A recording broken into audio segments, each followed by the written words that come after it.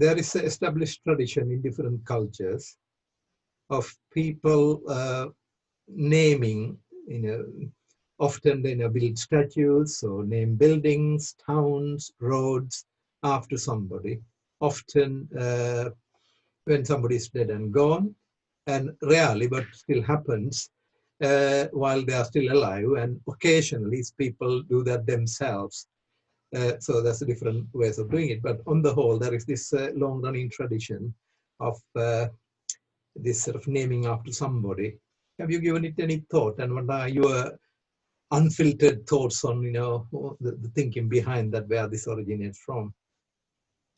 That's a very interesting question. And if you're looking for my unfiltered thoughts, they will flow. Yeah. I think a legacy is where it starts. Yeah. Basically, somebody leaves something, and for the benefit of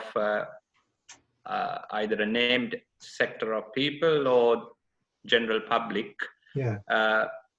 And possibly it's a cultural legacy thing. So I started off by saying it's a legacy, leaving for someone else.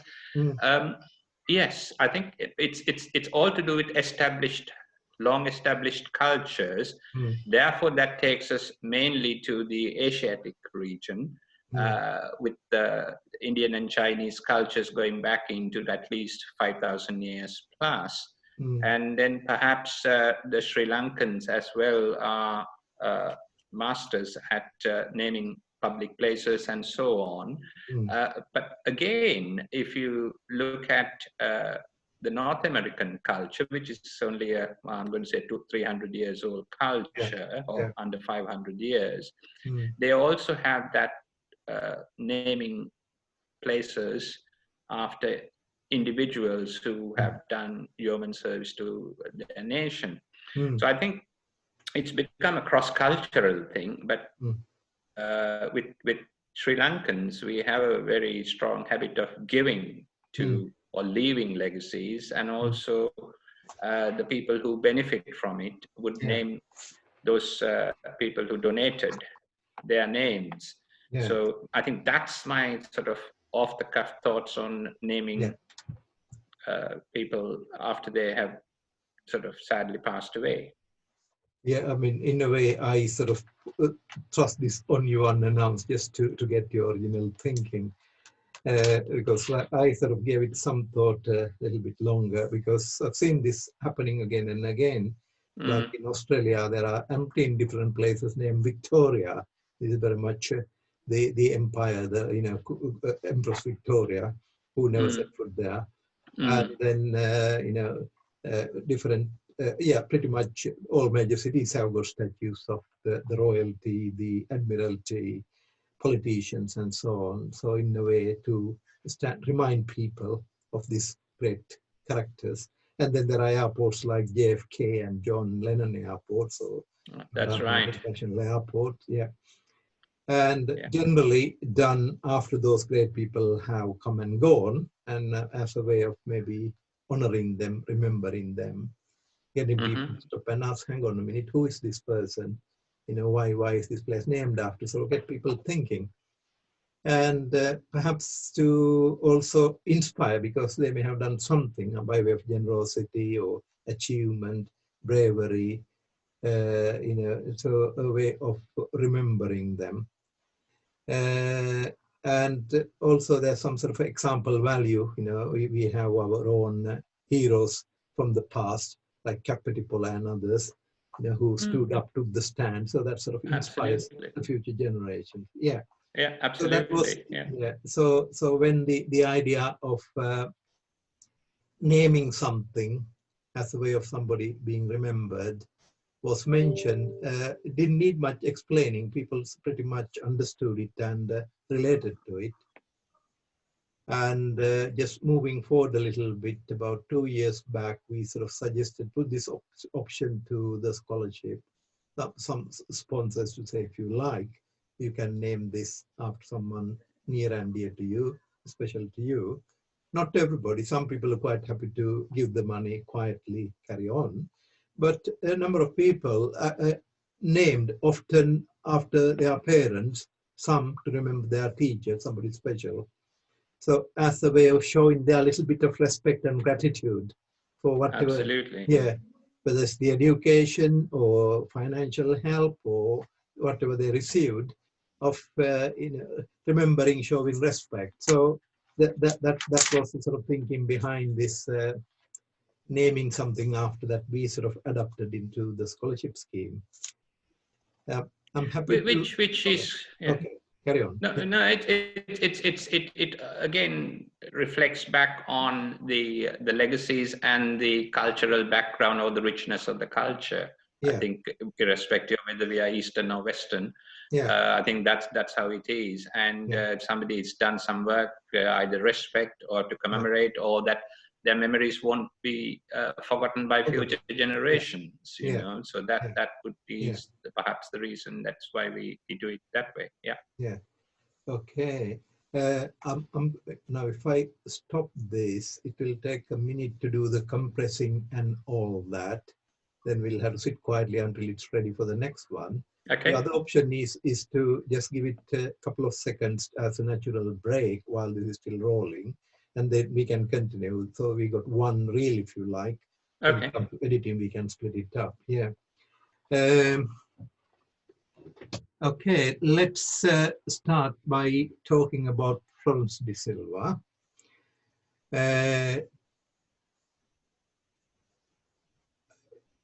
I heard this lady's name, Late Florence De Silva, less than 2 years ago. And through you, obviously, I understand she was related to you, and she has passed away, and she has left some legacy that with a very specific set of instructions, and which you brought to the notice of the APSL Association.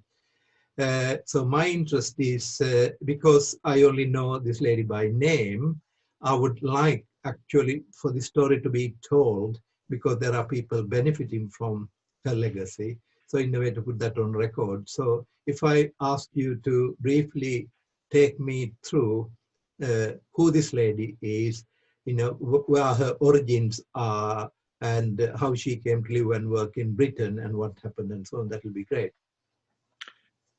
Okay, Mervyn. So the late Florence De Silva is actually my wife's mother's sister, so her maternal aunt. Yeah. And Florence was, she qualified as a registered nurse from the Royal College of Nursing, late 50s, and came over to the UK in the 60s, early 60s.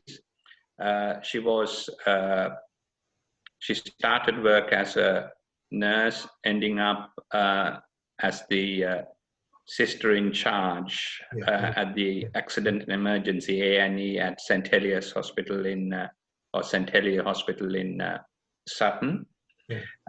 So it was an interesting start in the early 60s, challenging as well in all aspects for anyone who came new to the country.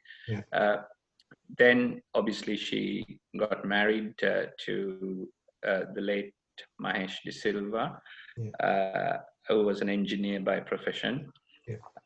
They didn't have any children, and I think perhaps that's one of the reasons why she had a huge liking, fondness, love for children, mainly in Sri Lanka. And with her career in the National Health Service as a nursing sister, and she sort of saved money, invested money, and all of that sort of stuff, what normal people do. And she then retired. And what she did then was spend a few months in Sri Lanka, came back, and joined GP's practice as a practice nurse. Can I just interrupt you there just to understand the picture? Yeah. So she's, to begin with, she's sort of working through as a sister, a matron in the A&E ward of this particular hospital. And then when did her husband pass away? While she was working, or after they both retired? Oh no, Yeah, he passed away, I mean, approximately 8 or 9 years ago, maybe under 10 years Right. ago. Both are retired. Yeah. Yeah, absolutely. They were both retired Yeah. and well established and settled in Sutton. Yeah. So she then retired as a nursing sister, or the managing nursing sister at St. Helier. Yeah. So went back into a second career as a practice nurse. Yeah. So she had more money to do all the good things she did during her lifetime, with regard to especially the children.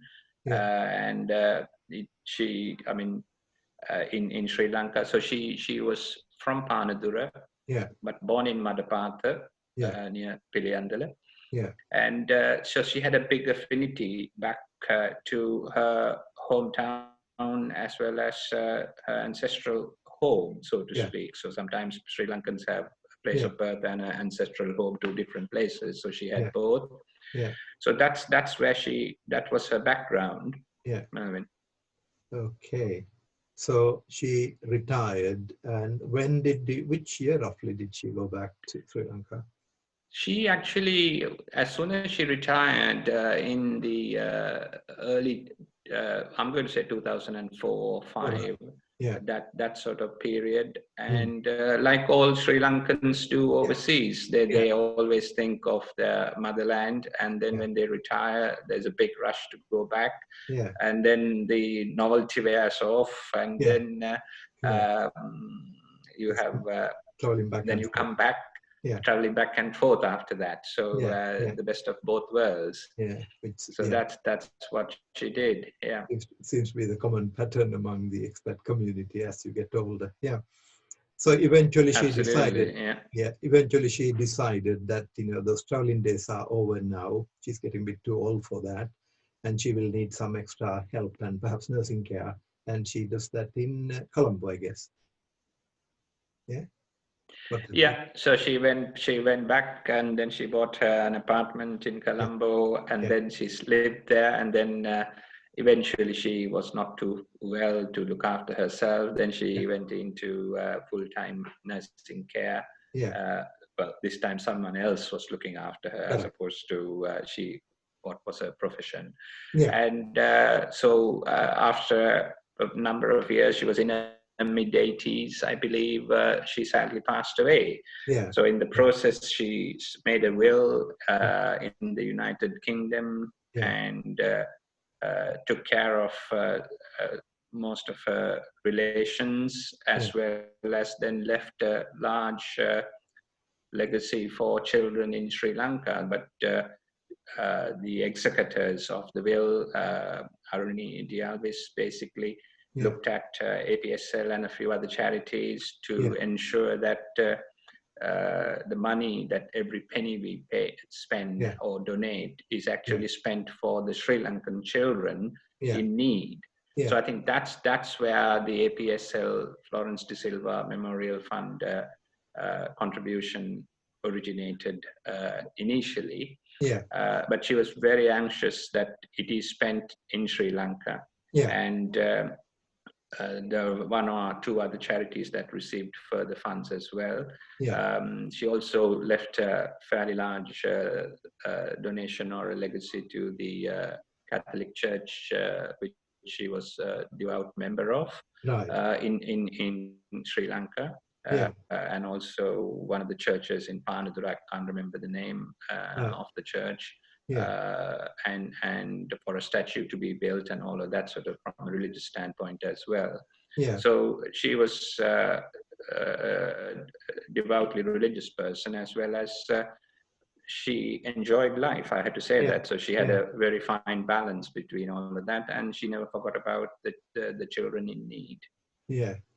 So in a way, as a professional, born and brought up in Sri Lanka, educated, trained there, choosing to come and work in the UK in a chosen career, and she does a good job there, works hard, and also enjoys life, and careful, quite judicious in handling, looking after assets. So by the time that she passes away, she has assets in the UK, property, whatever, and in Sri Lanka. And she obviously is through hands-on being involved, very clear her focus about her priorities, her faith, her religion, her relatives, families, as well as the things dear to her heart, children, perhaps. Absolutely. And then makes it a point to have clearly stated will, so that whatever her belongings are spent, passed on the way she wants them to be, rather than being, left without the will, where they could be, all over the place, quite wasteful and end up in perhaps not where she wanted them to be. So that's, quite good. Yeah, very true, very true. I mean, this is also it highlights the importance of making a will to make known your wishes, and also making a will also reduces family feuds, internal problems, even within children of the same family, let alone other relations. So she did all of that. She left very clear instructions what to do and so on. And I think that's another important point from a professional standpoint, as the Association of Professional Sri Lankans, both to our members and those who are sort of looking at webinar or the content now, the recording, to understand that whilst we will be very prudent with what we are doing during our lifetime, have you thought of what to do, how that prudent wealth, income, wealth, assets, whatever you want to call it, how it will be passed on. And for the future generations not to be fighting over somebody else's assets, but to be happy.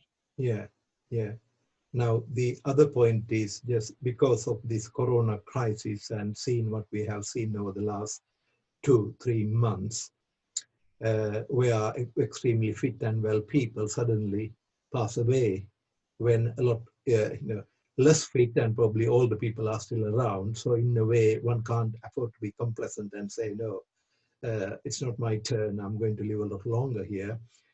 So that sort of in a way has, particularly with the minority communities taking a heavy, bigger brunt within NHS and so on, this has sort of raised the attention, a lot of people, the importance of being prepared. And importance of having a will. In fact, number of people have sort of even raised that, I have heard people talking about it. So the point is that it's not, too early, never too early to have a will. And you said, what is the earliest age you can make a will, and why we ourselves should sort of think about it at this point, Rohan? I think any adult, from young adult onwards, 18 onwards, I mean, that would be the last thing in their minds, an 18-year-old or even a 21-year-old making a will.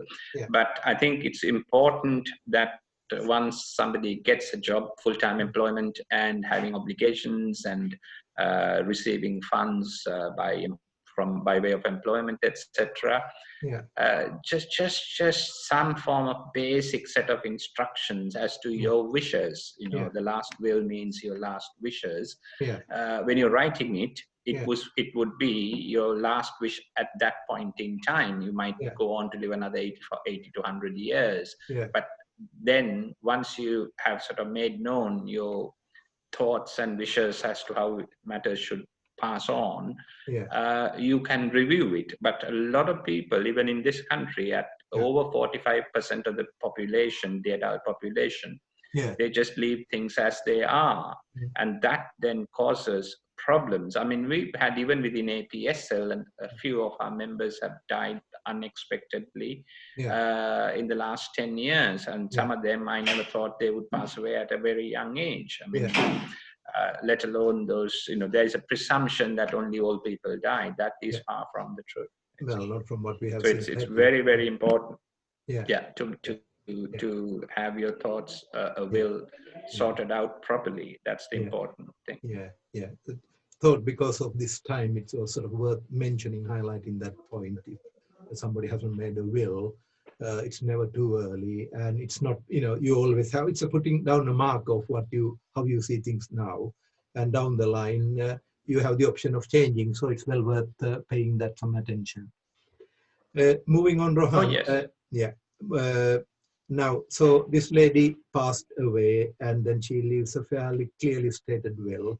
leaving your wife as the executor of the will. And then the discussions take place. And after dealing with various wishes that she had stated, put down in her will, there was also a commitment to help children in Sri Lanka. And that's where, through your medium, through your intervention, you thought APSL would be a good vehicle for part of that, honoring that wish. Just talk us through why you thought APSL would be would be a good body to help children in Sri Lanka with these resources this lady left behind. Sure. I think to start with, the importance is to find a charity which is reliable and who will carry out your instructions in accordance with the person who makes the donation. So APSL has been an established association in the UK since 2004. It is a registered charity with the Charity Commissioner of England and Wales, and regulated in that sense, accountable and so on. It also, I think APSL came as one of the top candidates because it was, and it is, a direct action charity. Now, let me explain what a direct action charity is.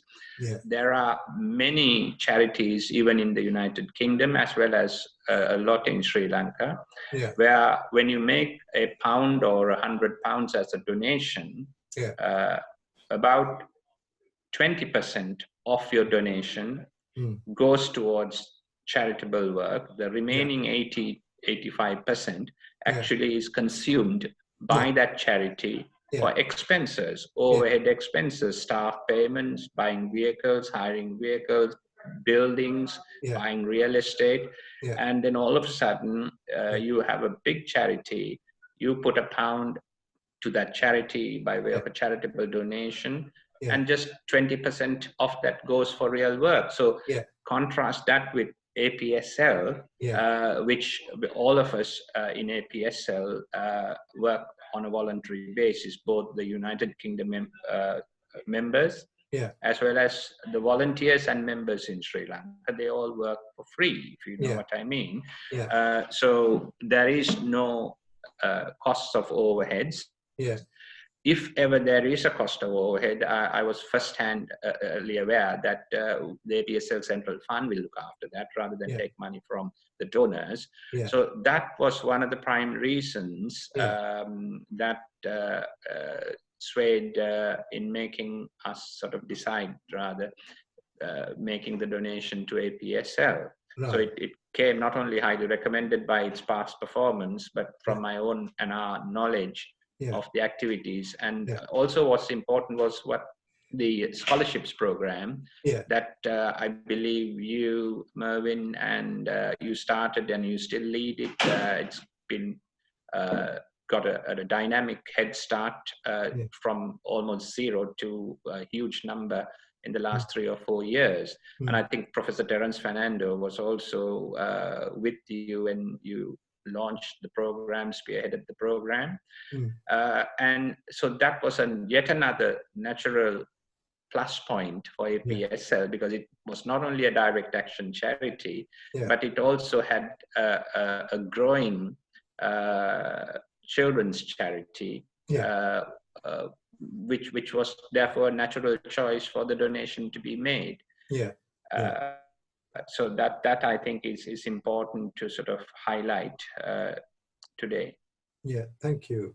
I think in a way, with Florence De Silva, with so much passion and concern for children, and obviously APSL, you stated, as an established charity with all the plus points, with low overheads, and the scholarship arm dedicated to reaching out, helping children, and especially in different parts of the country, crossing all barriers, all communities, language, and so on. So in a way, we are delighted. We are privileged to be able to work with Florence De Silva legacy in realizing her wishes and making, getting that pound to travel that bit further and reach many more children. So that's a very happy partnership that has worked very well. already, we have about 40 donors, 40 sponsors. Number of them have chosen to name their donation after somebody, often their parents or teachers. Now, Florence de Silva never perhaps know about the scholarship scheme and never asked the fund to be named after her. So in a way, it came sort of through your channels, the money reaching the scholarship scheme. But we chose to name currently 10 bursaries reaching 10 children to honor her, partly because of the reasons that it's a way of showing respect, acknowledging the good work, the good thoughts this lady has left behind, and that's going to brighten the future of 10 children. The families getting to know that, and often children being told, partly I'm keen for this recording to be heard by those families, and hopefully we'll also produce a singular version so the more families will understand and appreciate the thoughts, the kindness of somebody who did this, thought about them, and the difference it makes in their lives.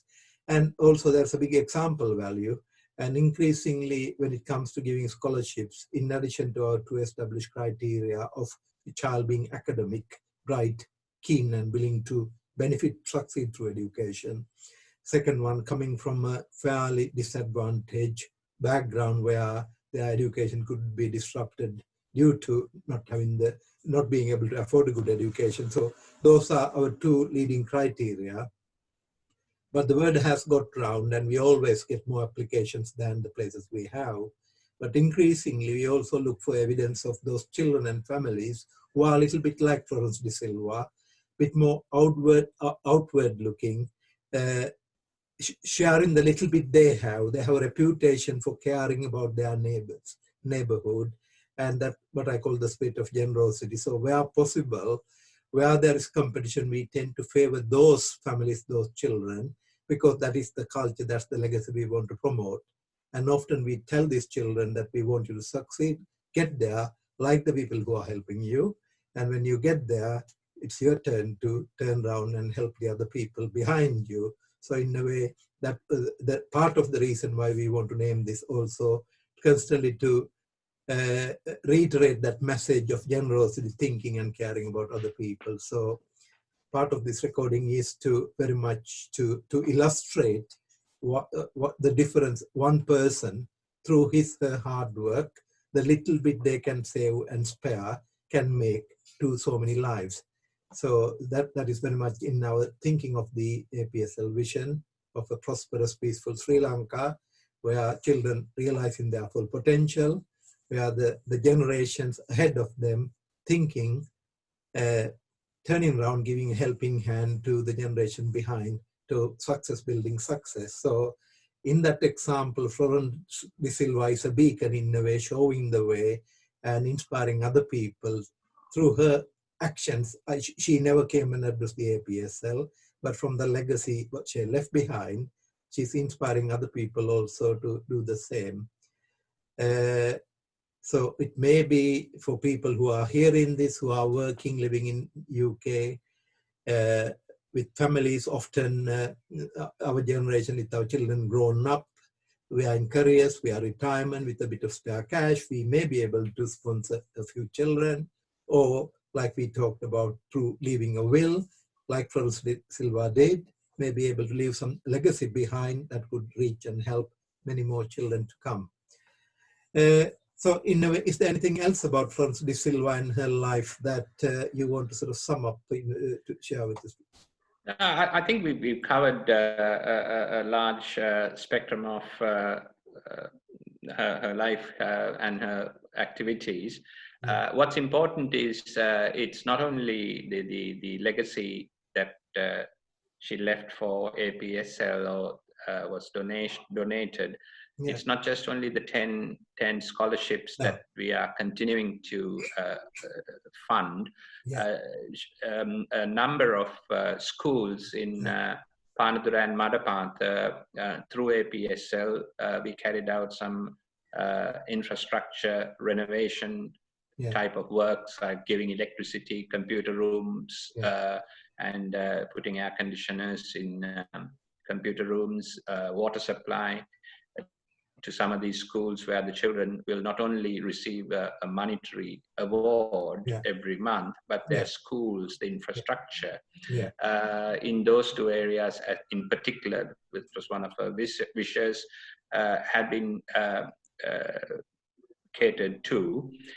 Equally, during the coronavirus issue as well, APSL, through its emergency relief fund, headed by Dr. Leshan Uggalla, which did a magnificent amount of work assistance within a very short period of time, like 10 days, 10 working days. And as a result of that, we were not only able to give dry rations and so on to needy families, but through Florence De Silva Fund donations into the emergency relief fund, we were able to give aid or help in buying milk, food, triposha, summer posha, children's toys, and various other things for children, for them to eat, infant food and so on. And that was the multifaceted sort of approach of the fund through APSL, and every penny that we spent has been utilized and had been benefited and been for the benefit of those children, including families with young children. So I think overall the message would be for people watching this, watching us today, is to consider making either during their lifetime a small monthly donation to APSL, and they can nominate whether it's for children or for a particular area or whatever. As a registered charity, we can achieve their objectives and get the money into the right project in Sri Lanka or their project in mind, as well as leave a provision in your will to make a certain, it can be a small donation, it can be whatever, by way of a legacy. So I think APSL in that sense, through its charitable status, would be a very recognized and an audited organization by the UK government for that purpose. So I would urge everybody watching us, including our general membership, to start whatever they feel they're comfortable to make that donation. Now, with regard to donation, I can't help adding in 2 sentences. Well, that's very good. The one is, if you're watching this, there are 2 easy ways of making a donation, either monthly or one-off. One is APSL has got a bank account, our own bank account with the HSBC Bank. Account number will be available on our website. The second one is we also have got the Virgin Money Giving page, where there are provisions to help the various charitable activities we do, including the scholarship scheme, the emergency funds, and so on. Again, the link will be available. And so you can choose either of those to make a donation, one-off or monthly. Now, out of those 2, if you were to choose the Virgin Money Giving option, it has the added advantage that because it's established for donations, if you're a UK taxpayer, it automatically claims the gifted money. So if you were a UK worker, UK taxpayer, for every £1 you donate, it will claim 25 pence from the taxman, and the charity will get another 25 pence. So your £10 will be worth £12.50 for the benefit of children. Since, as Rohan, you pointed out, that we neither have buildings or vehicles to pay for and maintain, almost all the money, there are occasional small sums like the banking fees, but compared to any other charity, almost all the money will reach the children, the destination, the cause that you're supporting. I mean, the things like banking fees, etc. We have minimized that as well. But as a registered charity, we have to send money through official legal channels, subject to anti-money laundering regulations. So all of that, but those are not funds which we levy. It's the state or the channel by which funds are transferred. They are small monies, but still, like bank transfer fees or money transfer fees from Western Union, etc. So there are competitive rates, and I think it's very important to highlight that what you just said about gift aid. Not only does gift aid from a UK registered taxpayer give us the charity, did you say 12.5%? 25%. Oh, 25%, there you are, into the charity, but it also gives that registered taxpayer to claim that as a deduction from their income tax. So that's also very important when you're doing your tax return at the end of every financial year.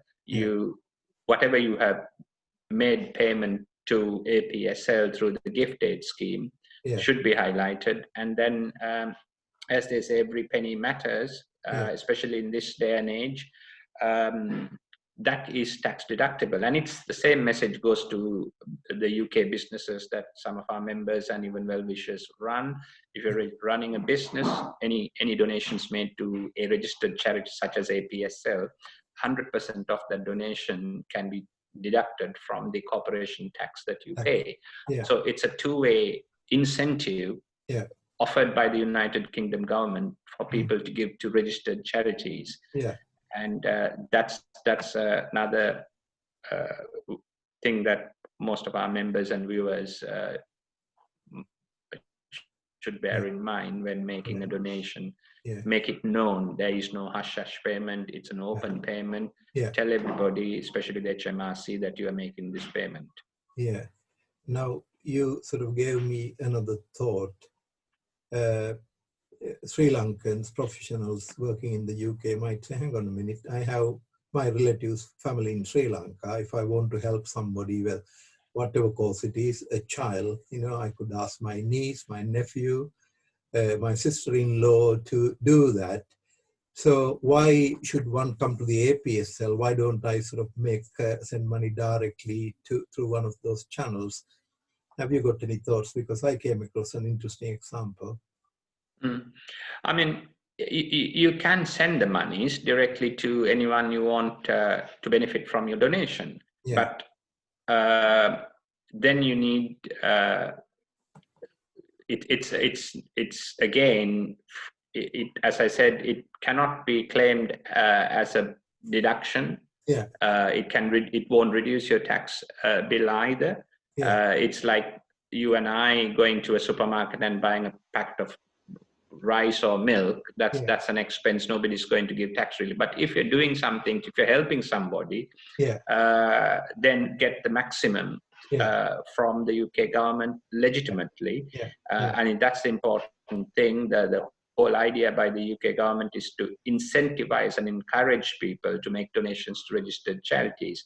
Then you have the choice of either going to a very large charity, which, there are loads of charities which are both national and internationally well known, but they're not direct action charities.